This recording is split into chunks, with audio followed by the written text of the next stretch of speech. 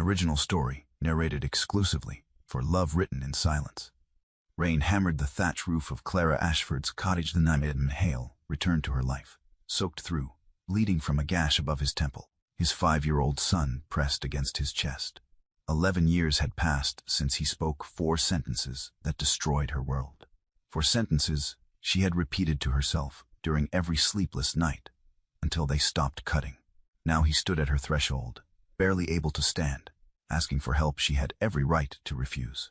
She looked at the child first, gray eyes wide with terror, unhurt but shaking, then at the blood mixing with rain on the man's face. Her hands, stained with yarrow from a day of healing, reached not for the door to close it, but for the boy to lift him to safety. The needle she would thread to stitch Edmund's wound was already in her mind, steady and sharp, because Clara Ashford had learned long ago that survival meant doing what was necessary, even when your heart was screaming to let the door stay closed. The pounding came again, violent enough to rattle the latch. Clara set down the mortar where she had been grinding dried comfrey root and crossed the single room of her cottage in 4 strides. The candle on the table guttered as she passed, throwing shadows against walls lined with drying herbs. Rain hammered the thatch overhead with a sound like stones thrown against wood. The storm had been building since sunset, turning the road to Hartmere into a river of mud and darkness. She lifted the latch and pulled the door open against the wind. A man stood on the threshold, water streaming from his coat, his face pale in the candlelight that spilled from behind her. One arm was wrapped around a small boy pressed against his chest. The child's face was buried in the man's shoulder, small hands gripping wet wool. Blood ran from a gash above his left temple, mixing with rain, dripping from his jaw. Clara's breath stopped. She knew him before her mind permitted his name. The shape of his shoulders, the line of his mouth. 11 years had carved new lines beside his eyes and hollowed the space beneath his cheekbones, but the recognition was immediate and absolute. Edmund Hale, Viscount Ashwick, the man who had told her at 18 that he did not love her, had never loved her, that she had been nothing more than a country amusement. Clara. His voice was hoarse. He swayed, steadied himself against the doorframe. The horse threw me on the road. My son, William, he is not hurt. I could not. There was nowhere else. He stopped. His eyes were unfocused. The boy in his arms lifted his head, and Clara saw the child's face for the first time. Gray eyes, dark hair plastered to his forehead, no visible injury, but shaking so hard his teeth chattered. She looked at Edmund, at the blood, at the boy. Then she stepped aside. Bring him to the fire. Sit at the table. Do not move. Edmund stumbled across the threshold. Water and blood pooled on the stone floor as he crossed to the hearth. Clara shut the door against the storm and followed. She lifted William from Edmund's arms. The boy came willingly, too frightened to resist, and wrapped him in the heavy wool blanket from the back of her chair. She settled him on the hearthstone where the fire's warmth would reach him fastest. You are safe, she said quietly. You are not hurt. Stay here. William nodded, eyes locked on her face. Clara turned to Edmund. He had collapsed into the chair by the table, one hand pressed to his temple, blood seeping between his fingers. She lit a second candle from the first and set it on the table. Then she crossed to the shelf where she kept her medical supplies and took down a clean cloth, a bowl, the needle case, and the bottle of distilled spirits Mrs. Fenton had taught her to make for cleaning wounds. She poured water from the kettle into the bowl and carried it to the table. Edmund watched her approach with an expression she could not read and refused to interpret. She set the bowl down, dipped the cloth, and wrung it out. Move your hand. He lowered his hand. The gash was deep, running from his temple to just above his eyebrow. Clean-edged, the kind of wound that came from striking stone. Blood welled and ran down the side of his face. Clara pressed the cloth against the wound. Edmund flinched. She ignored it. She cleaned the blood from his face with strokes that were efficient and impersonal, the same motions she had used 100 times on 100 patients. The fact that this man had once kissed her beneath the oak tree on the Hale estate, that she had once believed he would be her husband, was irrelevant. He was bleeding. She was a healer. The rest could wait. She rinsed the cloth, wrung it again, and pressed it firmly against the gash to slow the bleeding. Edmund's jaw tightened. She held the cloth in place and counted silently to 30. When she lifted it, the bleeding had slowed but not stopped. This needs stitching. Clara, I do not speak to me. Sit still. She threaded the needle by candlelight, her hands steady. She had stitched her first wound under Mrs. Fenton's supervision 6 years ago. A farmer's son who had caught his arm on a scythe blade. Her hands had shaken then. They did not shake now. She poured spirits over the needle, over the thread, over her own hands.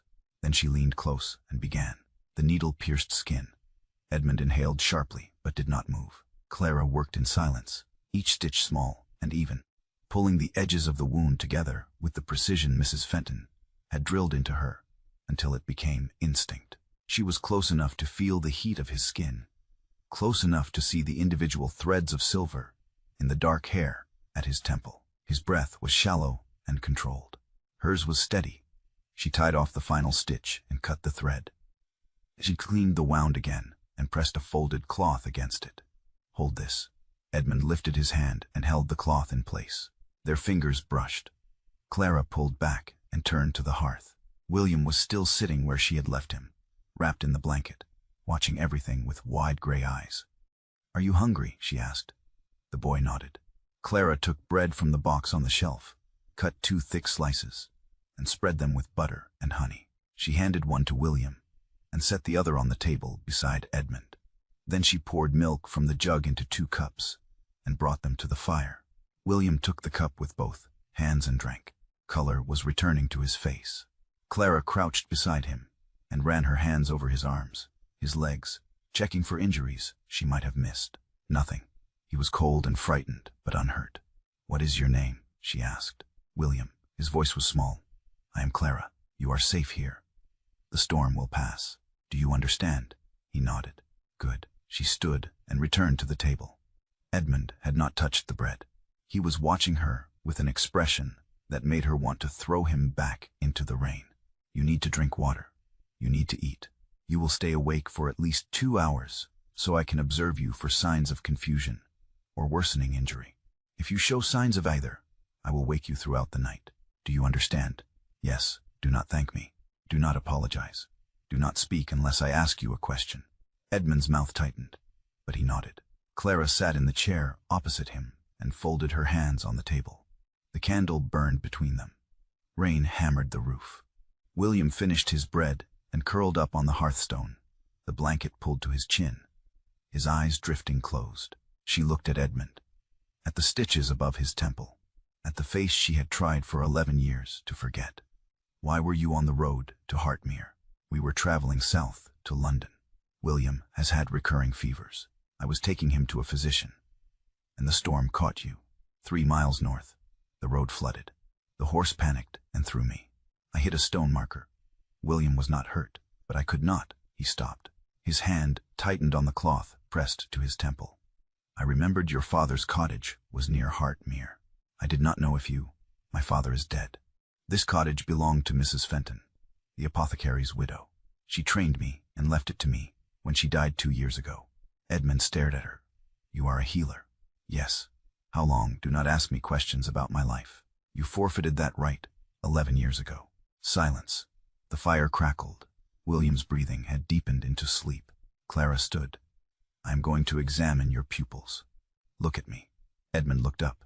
She leaned close, holding the candle to one side, and studied his eyes. The pupils were equal, responsive. No sign of confusion. She set the candle down. You can sleep in 2 hours. Not before. She turned away and began cleaning the blood from the floor. Edmund watched her in silence. When the floor was clean, she hung the cloth to dry and checked the level of water in the kettle. She added wood to the fire. She checked William, who was deeply asleep, his face peaceful. Then she sat in her chair and picked up the mortar and pestle she had abandoned when the pounding began.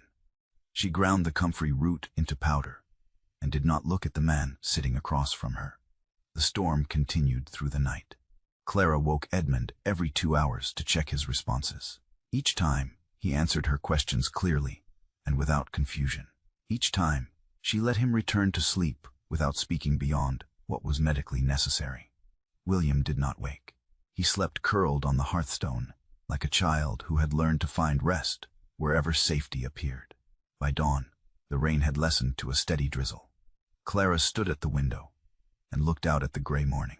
The road would be impassable for at least another day. The stream that ran past the cottage had overflowed its banks and spread across the low meadow. No one would be traveling today. She turned. Edmund was awake, sitting up in the chair where she had made him sleep. The cloth had fallen from his temple during the night. The stitches were clean, no sign of infection. William was still asleep. "How do you feel?" she asked. "My head aches. Otherwise I am well. That is normal. The ache will lessen over the next few days." She crossed to the shelf and took down a small jar. "This is willow bark powder. Mix a pinch in water and drink it twice a day for the pain. Do not take more than that." "Thank you. You cannot travel today. The road is flooded." Edmund looked toward the window. "I see. You will stay here until I determine it is safe for you to travel. A head injury requires observation. If you leave too soon and collapse on the road, you will die, and your son will be alone. I will not have that on my conscience." "I understand." Clara handed him the jar. Their fingers did not touch. She turned to the hearth and began preparing breakfast. Oats, milk, honey, the same meal she made every morning. The fact that she was now making it for 3, instead of 1, changed nothing. William woke as she was setting bowls on the table. He sat up, blinking, and looked around the cottage with the cautious confusion of a child waking in an unfamiliar place. Then his eyes found Edmund, and relief flooded his face. "Papa, I am here. We are safe." William stood and crossed to the table. Clara set a bowl of porridge in front of him, and another in front of Edmund. She took her own bowl and sat. They ate in silence. William finished first and looked at Clara with an expression of tentative curiosity. "What are those?" He pointed to the bundles of dried herbs hanging from the rafters. "Lavender, rosemary, thyme, yarrow. I use them to make medicines." "What is yarrow?" "A plant that stops bleeding." "Would you like to see?" William nodded. Clara rose and took down one of the bundles. She brought it to the table and broke off a sprig. The dried flowers crumbled between her fingers, releasing their sharp, bitter scent. "Crush this between your hands." William took the sprig and crushed it carefully. He lifted his hands to his nose and inhaled. His face scrunched. "It smells strange. Most medicines do. But it works. I used it on your father's wound last night." William looked at Edmund, then back at Clara. "Are you a doctor? A healer?" "I help people when they are hurt or sick, like the physician in London." "Similar. But I do not bleed people or charge 40 guineas. William's eyes widened. 40 guineas is a great deal of money." "It is." Edmund set down his spoon. "William, finish your porridge." William obeyed. Clara returned the yarrow to its hook and began clearing the table. She could feel Edmund watching her, but she did not meet his eyes. She washed the bowls and set them to dry. Then she took her cloak from the peg by the door. "I have patients to see in the village. You will stay here. Do not leave the cottage. If your head begins to ache worse, or if you feel confused or nauseated, sit down immediately. William, you will stay with your father. Do you understand?" "Yes, miss." Clara pulled the cloak around her shoulders and lifted the latch. She stepped out into the gray morning and closed the door behind her. The rain had stopped, but the sky was heavy with clouds, and the air smelled of wet earth and rising water. She walked the muddy lane toward the village, her boots sinking with each step, and tried to quiet the storm that had nothing to do with weather and everything to do with the man sitting at her table. She returned 3 hours later to find Edmund asleep in the chair and William sitting on the floor by the hearth, staring into the fire. The boy looked up when she entered. "Papa said his head hurt. I made him lie down. Did I do right?" "You did exactly right." Clara crossed to Edmund and checked his pulse. Steady. His breathing was even. The stitches were clean. She let him sleep. She hung her cloak and set her bag on the shelf. Then she sat on the floor beside William. "Are you frightened?" she asked. William nodded. "Of what?" "Papa was bleeding. I could not make it stop. I thought he was going to die. He is not going to die. The wound is healing well. In a few days, it will be only a scar." "Are you certain?" "I am certain." William looked at her with gray eyes that were far too serious for a 5-year-old. "My mother died. Clara's chest tightened. I am sorry. She was sick for a long time. The physicians could not help her. Papa said sometimes people cannot be helped. That is true. But your father's injury is not like that. He will recover. William nodded slowly. Then he looked at the bundles of herbs hanging above them. Will you teach me the names of the plants? If you like. I would like that. Clara pointed to the nearest bundle. That is rosemary. It helps with headaches and digestion. Smell it. She broke off a sprig and handed it to him. William crushed it between his palms and inhaled. A small smile appeared on his face. It smells like the kitchen at home. Cooks use it in food, but it is also medicine. What is that one? Lavender. It helps people sleep and calms the mind. She took down the lavender and let him crush the dried flowers between his hands. His smile widened. For the first time since he had arrived at her door, he looked like a child instead of a small, frightened adult. Edmund woke an hour later. He sat up slowly, wincing, and looked around the cottage. His eyes found Clara and William sitting by the fire, surrounded by sprigs of herbs. William was naming each one, his voice bright with concentration. Rosemary, lavender, thyme, yarrow. Well done, Clara said. William beamed. Edmund stared at them with an expression Clara refused to interpret. She stood and crossed to the table. How is your head? Better. The ache has lessened. Good. Drink water. Eat if you are hungry. She handed him the jar of willow bark powder. Edmund took it without a word. Clara returned to the fire and continued teaching William the names of the plants that had become the architecture of her life. The second day passed in careful silence. The rain returned in the afternoon, heavy and unrelenting. Clara treated 2 patients who came to the door, a child with croup and a woman with a sprained wrist. William watched everything, his eyes wide, his questions careful and thoughtful. Edmund sat in the chair by the window and observed Clara work with an intensity that made her want to order him outside into the rain. By evening, the storm had worsened. Clara made soup from dried peas and the last of the bacon. They ate together at the table, and afterward, William fell asleep by the fire again. Clara checked Edmund's wound. It was healing cleanly. No infection, no fever. You can travel tomorrow if the rain stops, she said. Thank you. Do not thank me. I did what any healer would do. Clara, I told you not to speak to me beyond what is necessary. That has not changed. Edmund looked at her for a long moment. Then he nodded and said nothing more. Clara banked the fire and lay down on her narrow bed in the corner of the room. She did not sleep. She listened to the rain and the sound of Edmund's breathing and tried to remember why she had built these walls and whether they were strong enough to survive 2 more days. The storm cleared on the 3rd morning. Clara woke to pale sunlight slanting through the window and the sound of an axe striking wood. She sat up and looked around the cottage. William was still asleep by the fire. Edmund was gone. She pulled on her boots and stepped outside. Edmund stood by the woodpile behind the cottage, splitting logs with steady, methodical strokes. He had rolled up his sleeves, and his hair was damp with sweat. The pile of split wood beside him was twice the size it had been yesterday. Clara crossed the yard. What are you doing? Edmund set down the axe. You were low on firewood. I did not ask you to do this. I know. You should not be doing heavy labor. You had a head injury 3 days ago. My head is fine. I needed to be useful. Clara stared at him. The roads are clear. You can leave today. I know. Then why are you splitting wood? Edmund did not answer. He picked up the axe and split another log. Clara watched him for a moment, then turned and walked to the kitchen garden on the south side of the cottage. The garden was overgrown. She had been too busy with patients over the past week to weed, and the rain had encouraged everything to grow wild. She knelt in the dirt and began pulling weeds from around the rosemary plants. Her hands moved quickly, automatically. She did not think about the man splitting wood 20 feet away. She did not think about the boy sleeping in her cottage, or the fact that neither of them had left yet. She pulled a stubborn root and tossed it onto the pile of weeds beside her. Then she heard footsteps and looked up. Edmund stood at the edge of the garden, the axe still in his hand. May I help? You do not know how to weed a garden. Then teach me. Clara stared at him.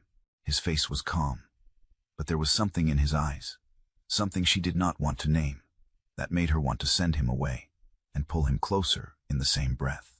She pointed to the bed of time. Pull anything that is not time. Do not damage the roots. Edmund set down the axe and knelt in the dirt. He began pulling weeds with the careful clumsiness of someone who had never worked in a garden. Clara watched for a moment, then returned to her own work. They worked in silence. The sun climbed higher. Birds called from the hedgerow. After 20 minutes, Edmund pulled up a thyme plant along with the weed wrapped around it. Clara crossed to him and took the plant from his hand. Not like that. You have to feel for the root. If you pull without checking, you destroy what you are trying to save. She knelt beside him. Give me your hand. Edmund held out his hand.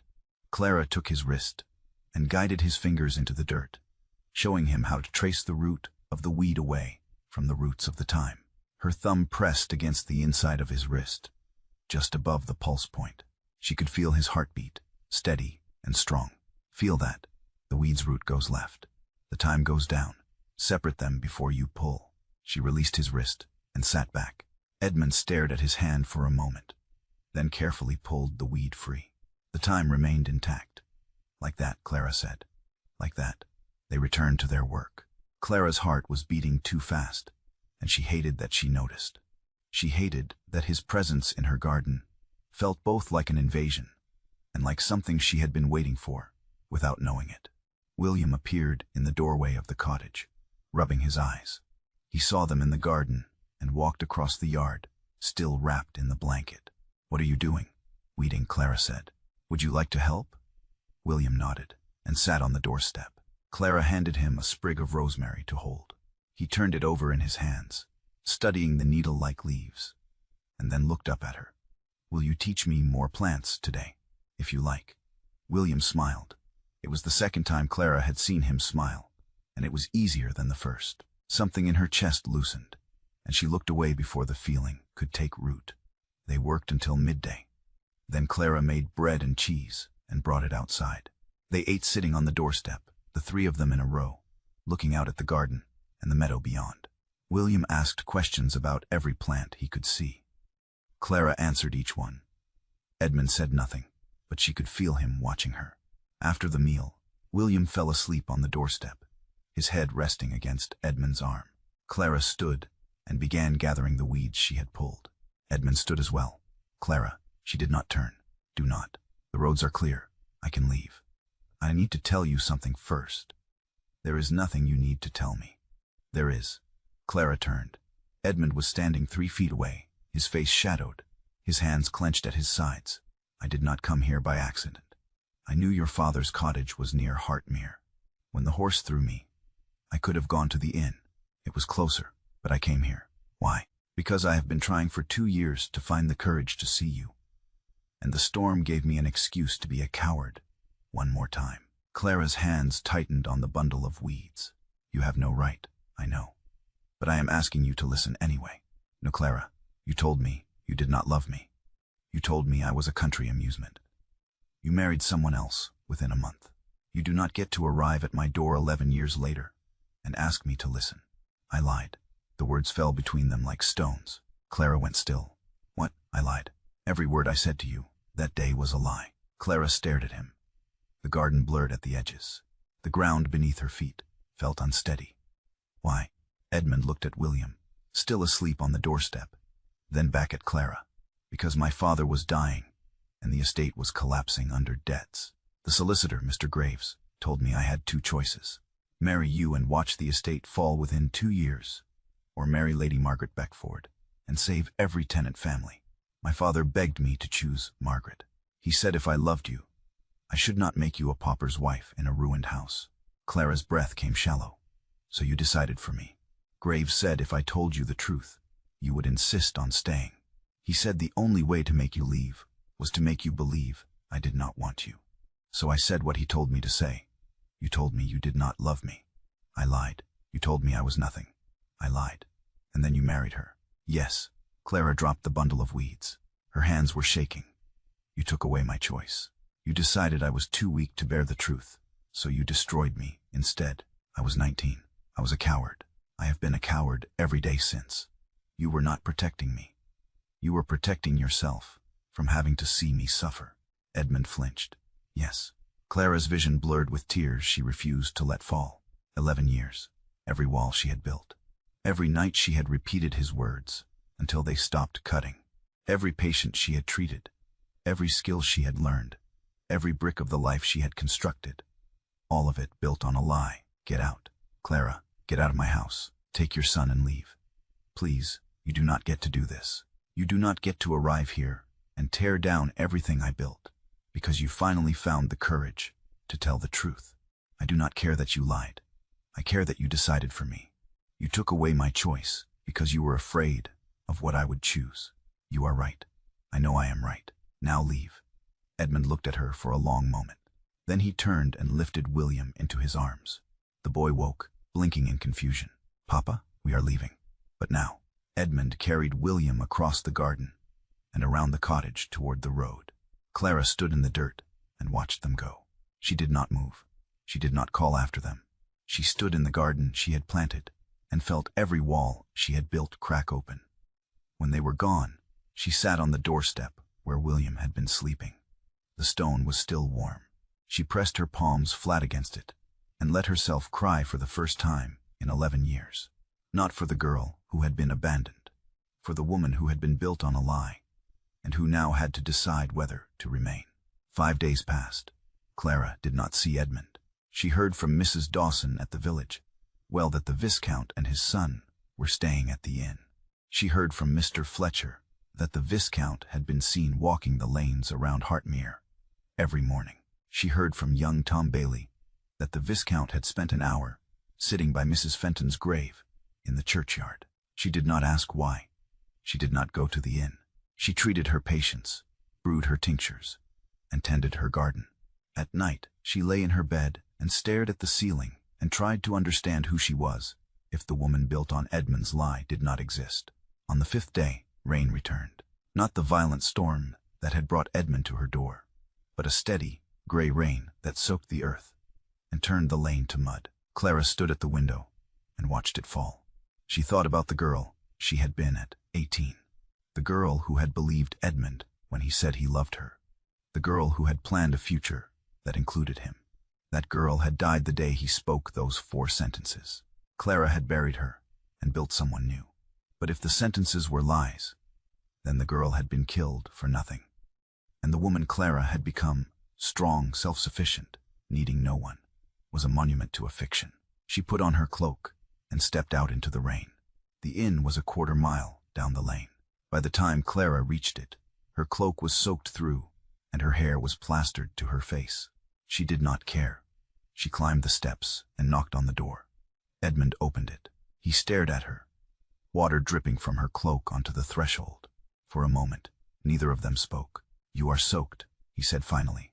"I walked here in the rain on purpose." "Why?" "You arrived at my door in a storm and asked for help. I am arriving at yours." Edmund stepped back. "Come inside."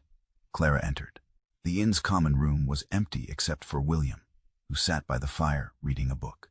He looked up when Clara entered, and his face lit with a smile that made her chest ache. "Miss Clara." "Hello, William." Edmund closed the door and turned to face her. They stood in the center of the room, dripping water onto the floor, and Clara tried to find the words for what she had come to say. "I need you to understand what you are asking for," she said finally. "I am not the girl you left. I am a healer. I deliver children and set bones and sit with the dying. My hands are stained with yarrow. I will not leave Hartmere. 40 families depend on me. I am not asking you to leave." "Then what are you asking?" "I am asking whether the woman who built everything I failed to build would consider letting me stay, not as a viscount, as a man who is learning very late that choosing is not the same as arriving in a storm with no other option." Clara looked at him, at the stitches above his temple, nearly healed, at the hands that had learned to pull weeds without damaging roots, at the man who had spent 5 days walking her lanes instead of leaving. "Your estate, your title." "My estate has a steward. My title is a word. My life has been a performance for 11 years. The only real thing in it is a boy who smiled for the first time in 2 years because a woman with yarrow-stained hands showed him how to crush lavender." Silence. Rain drummed against the windows. William watched them with wide, hopeful eyes. "William needs a proper healer. Clara said quietly. Not London physicians who bleed him and charge 40 guineas. Is that a yes? It is a diagnosis. Come inside. You are getting wet. So are you. I walked here in the rain on purpose. You are standing in it, out of stubbornness. Edmund's mouth curved into something that was almost a smile. He gestured toward the fire. Will you sit? Clara crossed to the hearth and sat in the chair opposite William. Edmund followed. He sat beside her, close enough that she could feel the warmth of him, and they stared into the fire in silence. William looked between them. Are you staying, Miss Clara? For a little while. Good. William returned to his book, satisfied. Edmund turned to look at her. I do not expect forgiveness. I know. I do not expect you to forget what I did. I will not. But I am asking whether you will let me prove that I am capable of staying when the road is clear and the storm has passed. Clara met his eyes. Why now? Why not a year ago? Why not 5 years ago? Because Margaret told me to. Before she died, she said William deserved a father who was not performing. She told me to find the one I should have chosen, not for my sake, for his. Clara looked at William, bent over his book, his face peaceful. She sounds like she was a good woman. She was better than I deserved. Most women are. Edmund's laugh was quiet and rough. Yes, Clara stood. I need to go. I have patients to see tomorrow. Edmund stood as well. Let me walk you back. You do not need to. I know. I want to. They walked back to the cottage in silence, the rain falling steadily around them. When they reached her door, Clara turned to face him. If you stay, it will not be easy. This village is small. People talk. My reputation depends on trust. If they believe I have compromised myself, I lose everything. Then I will make certain they do not believe that. How? By being visible, by being present, by proving that I am here not to take, but to stay. Clara studied his face. You will chop wood and weed gardens and carry heavy cases to patients' homes. Yes, you will knock on my door instead of walking in, as though you have a right to be here. Yes, and you will understand that I am choosing this, not because I need you, but because I am deciding not to live behind walls anymore. Edmund's gaze held hers with quiet intensity. Yes, Clara reached for the latch. Then you may call on me tomorrow, in daylight, with William, and we will see. We will see. She opened the door and stepped inside. Edmund remained on the threshold, rain dripping from his coat. She looked at him one more time, then closed the door. She stood in the darkness of her cottage and pressed her hand to the place over her heart, where something had shifted, not healed, not whole, but no longer built on a lie. 3 weeks later, evening fell soft and gray over Hartmere. Clara stood at her stove, stirring soup, when she heard a knock at the door. She smiled and crossed the room. She opened the door to find Edmund standing on the threshold, dry this time, wearing a plain coat that had seen 3 weeks of garden work. He carried a basket of vegetables, carrots and onions, and turnips from the garden he had been tending every morning. You knocked, Clara said. It is your door. You have been here every day for 3 weeks, and I will knock every day until you tell me to stop. Clara took the basket. Their fingers brushed on the wicker handle. She held his hand there for 3 seconds, feeling the rough calluses that had not been there when he arrived. The soup is almost ready. William is reading by the fire. If you stand in the doorway much longer, he will eat your portion. Edmund stepped inside. Clara carried the basket to the table. Behind her, she heard William's delighted greeting and Edmund's quiet response. She set the basket down and turned. Edmund stood by the fire, one hand resting on William's shoulder. He looked at Clara across the small room, and she saw in his face the same question he had been asking for 3 weeks. Not with words, with presence, with the steady, unglamorous work of staying. She crossed to him, slowly, deliberately. His eyes widened. When she was close enough to feel his breath, she stopped. You have been very patient. I am learning. Good. She reached up and took his face in both hands. His skin was warm beneath her palms. She looked at him for a long moment, at the scar above his temple, where she had stitched him back together, at the eyes that had learned to ask, instead of assume, and then she kissed him, slowly, deliberately, the first truly brave thing she had done in 11 years. Edmund's hands came up to grip her wrists, holding on as though she might disappear. She pulled back just enough to speak. You taste like rain. You taste like someone who has been waiting. I have been. So have I. I simply refuse to admit it. She kissed him again. And this time he kissed her back with a desperation that had nothing to do with passion and everything to do with relief. When they finally broke apart, William was staring at them with wide eyes. "Does this mean Miss Clara is staying?" he asked. Edmund looked at Clara. She looked back at him and felt the last wall crack open. "Yes," she said, "I am staying, and so is your father." William's smile was bright enough to light the room. They ate dinner together at the small table. Afterward, William fell asleep by the fire, and Clara and Edmund sat side by side in the chairs by the hearth. He took her hand. She let him.